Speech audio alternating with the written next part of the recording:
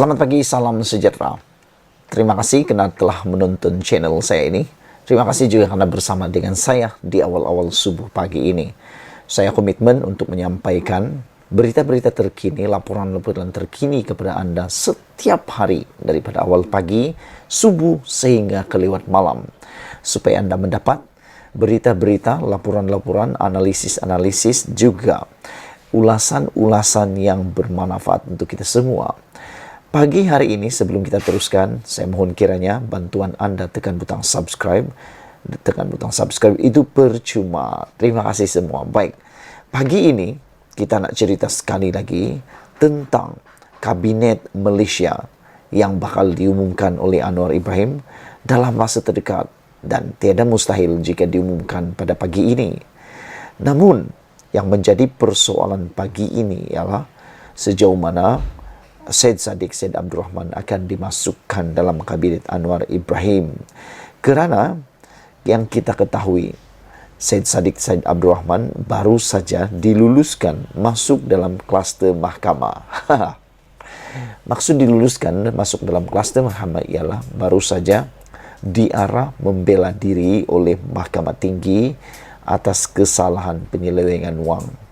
Saudara-saudara, dengan ini persoalan besar berlegar-legar di masyarakat, yaitu adakah semua kluster mahkamah ini akan tersingkir dalam Kabinet Anwar Ibrahim, khususnya Syed Saddiq Syed Abdul Rahman yang juga merupakan presiden kepada Parti Muda.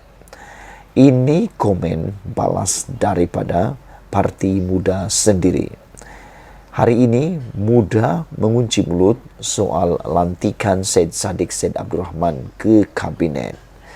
Ketika tumpuan terarah kepada pembentukan Kabinet di bawah pentadbiran Perdana Menteri Anwar Ibrahim, pemimpin Muda enggan memberi sebarang kenyataan berhubung kemungkinan ahli parlimen Muar Syed Saddiq Syed Abdul Rahman tidak dilantik ataupun dilantik menyertai anggota Kabinet. Malaysia kini cuba menghubungi ahli parlimen Muar itu dan kepimpinan tertinggi parti terbabit bagi mendapatkan maklum balas mengenainya. Namun setakat sehingga pada awal subuh ini, tiada sebarang respons setakat ini yang telah diterima. Pengasas bersama Parti Muda iaitu Lim Wei Jet yang dihubungi berkata, dia tidak boleh mengulas lanjut berhubung perkara itu ketika ini. Sebaik-baiknya kita tunggu pengumuman Anwar Ibrahim mengenai perkara ini, kata beliau secara ringkas. Syed Saddiq Syed Abdul Rahman sebelum ini dilantik bagi menerajui Kementerian Belia dan Sukan di bawah pentadbiran Kerajaan PH. Dia juga menjadi satu-satunya ahli politik termuda yang memenangi kerusi parlimen pada pilihan raya umum ke-14 yang lalu. Bagaimanapun, ahli parlimen Muar itu kini menghadapi 4 pertuduhan berkaitan penyelewengan RM1.12 juta dana bersatu. Ini menimbulkan persoalan sama ada dia boleh diterima sebagai anggota kabinet seperti Presiden UMNO Ahmad Zahid Hamidi, ahli parlimen Bagan iaitu Lim Guan Eng, dan pengerusi perhubungan UMNO Sabah Bung Mukhtar Radin yang kini menghadapi perbicaraan di mahkamah. Para penonton sekalian, rakan-rakan yang saya hormati sekalian, Anda tolong saya tinggalkan komen untuk saya baca bersama-sama pada hari ini. Adakah Anda juga bersependapat dengan saya bahawa semua kluster mahkamah ini patut disingkirkan, patut disisihkan dahulu daripada Kabinet Malaysia yang akan dibentuk oleh Anwar Ibrahim?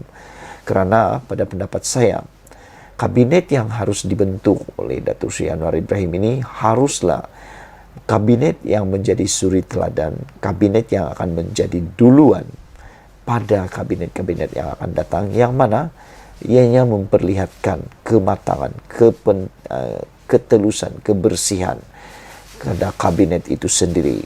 Dan saya setujulah kalau benar Datuk Seri Anwar Ibrahim menyisihkan semua anggota kluster mahkamah ini daripada kabinet beliau. Kerana dengan ini, maka kabinet itu memang akan kelihatan bersih sepenuhnya dan amat diyakini oleh rakyat Malaysia. Seperti yang dikatakan oleh Kadir Jassin, sekiranya Datuk Seri Anwar Ibrahim melantik Zahid Hamidi sebagai salah seorang daripada ahli kabinet, apalagi kalau melantik beliau sebagai Timbalan Perdana Menteri, ini akan menjadi satu detik, sekelip mata saja akan membuatkan rakyat hilang kepercayaan, kata beliau.